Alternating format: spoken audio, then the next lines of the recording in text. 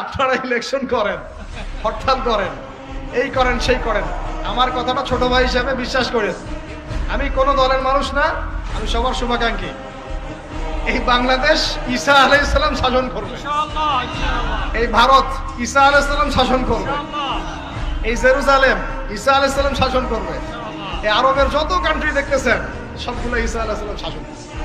তার আগ পর্যন্ত আপনারা এই খেলা চালাইতে থাকেন, কোনো লাভ নাই, আস্তে আস্তে সব শেষ হয়ে যাবে।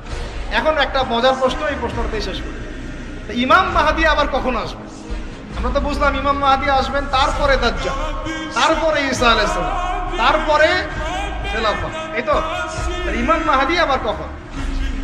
আমাদের বুয়েটের মাহদী বের হয়, পাঞ্জাব থেকে মাহদী বের হয়, হ্যাঁ, বাংলাদেশের ওই কোনায় মাহদী বের হয়, সৌদি আরব থেকে ওই কোনা থেকে মাহদী বের হয়, হয় না? খুব ভালো করে মনে রাখবেন, যতক্ষণ এই বিশ্বে একটা মালহামা না হচ্ছে মাহদী আসছেন না। কথা ক্লিয়ার? এই বিশ্বে যতক্ষণ একটা মালহামা না হচ্ছে মাহদী আসছেন না। তিনি আসবেন ফাতিমা রাদিয়াল্লাহু আনহার বংশ থেকে। কার বংশ? তার আসল নাম মুহাম্মদ। কি নাম?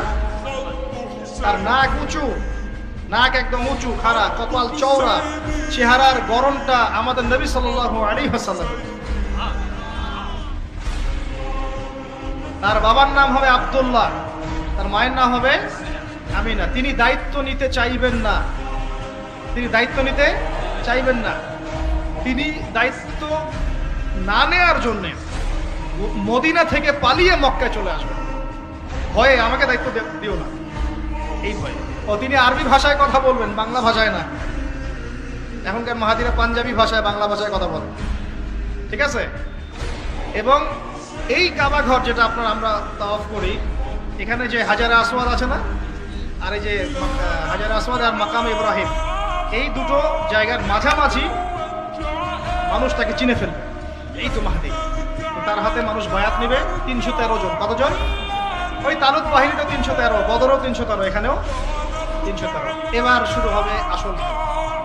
এবার প্রথমে ওই আরবেরই একটা গোত্র, বনু কালব। কোন গোত্র? এই বনু কালব এই ইমাম মাহদীর বিরুদ্ধে যুদ্ধ করে, আল মাহদী এই যুদ্ধে জয়লাভ করবেন।